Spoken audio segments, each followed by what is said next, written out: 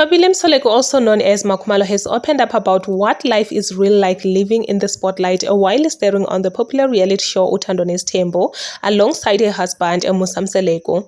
As the third wife in the Mseleku household, fans have watched her face many emotional moments this season, especially during difficult conversations about her struggles to conceive naturally, which have also revealed Musa's frustrations. Despite being on one of South Africa's most talked about shows, Makhumalo insists fame has never changed her because she still sees herself as a normal person who prefers a simple and a quiet life away from the spotlight. She believes television fame is temporary and that the show will eventually end, which helps her stay grounded even when viewers judge a marriage based on what they see on screen.